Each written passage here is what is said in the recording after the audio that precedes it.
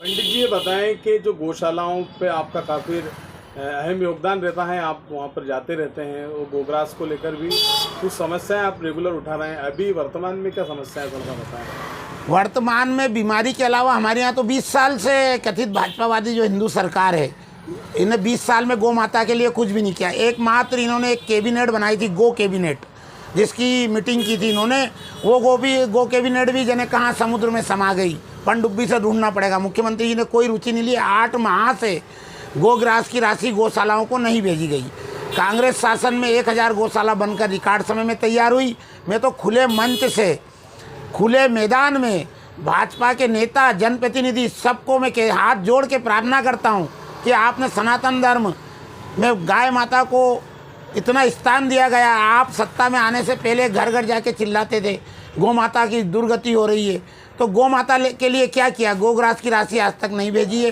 गोग्रास की राशि भी हम 30 रुपये मांग कर रहे हैं, जो 20 रुपये प्रतिदिन है। 8 माह हो गए हैं जब से वापस खरीदी हुई सरकार बनी है मध्य प्रदेश में। एक भी अधिकारी या जनप्रतिनिधि ने कभी गौशाला का निरीक्षण नहीं किया है पूरे प्रदेश में। बुंदेलखंड में तो गौ माता की और ज़्यादा हालत ख़राब है। क्या माननीय मुख्यमंत्री, क्या शासन में बैठे सभी मंत्री, क्या जनप्रतिनिधि, क्या भाजपा के कार्यकर्ता, भाजपा के नेता को चौराहे चौराहे, सड़क सड़क पर गौ माता दुर्घटना में मरते हुए नहीं दिख रही है? ये बड़ा विचारणीय बिंदु है। कथित हिंदूवादी संगठन भी चुप हैं। बड़ा चिंता का विषय है कि ये दोहरी नीति कब तक चलेगी। जनता भी अब धीरे धीरे समझ रही है कि भाजपा कहती क्या और करती क्या है।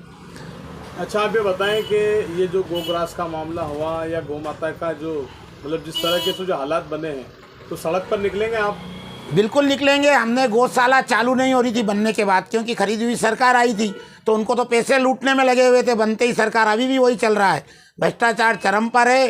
भाजपा के नेता, जनप्रतिनिधि सुचिता, सुसंस्कार, ईमानदारी, राम राज्य का जैसे शब्दों का आवरण ओढ़कर गोदड़ी ओढ़ के गुलाब जामुन खा रहे हैं। डाबर जन्म घुटी की तरह इनके पास ही सिर्फ देशभक्ति की जन्म घुटी है। ये बाजार में सिद्ध करते हैं, गांव में सिद्ध करते हैं। जो अनुचित है, इनका जब आवरण उठेगा, जो इन शब्दों का ये उपयोग करके सत्ता में बने हुए, जब लोगों को वास्तविकता मालूम पड़ेगी।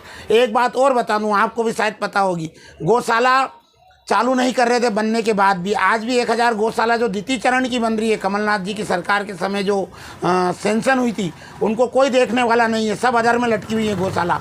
हमने फिर कहा था कि हम मुख्यमंत्री आवास के सामने भूख हड़ताल पे बैठेंगे। उसके बाद फिर गौशालाएँ में गौ चालू हुई थी और गोधन को वहाँ भेजा गया था। तो हम बराबर सड़क पे आंदोलन करेंगे। हमारा तो जब तक जो हमारे सर, ये जो गौशालाएं हैं, यहाँ पर गोग्रास जो है 7-8 महीने से अभी तक नहीं मिल पाया, जिसकी वजह से मैंने खुद देखा, कई लोगों की शिकायत भी आई कि वहाँ पर जो गायों की जो पशुधन है उनकी स्थिति काफ़ी ख़राब है। देखिए, जो गौशालाएं पंजीकृत हैं, गौ संवर्धन बोर्ड से पंजीकृत हैं, उन गौशालाओं को शासन निर्देशानुसार 20 रुपये प्रति पशु प्रतिदिन के मान से एक अनुदान दिया जाता है।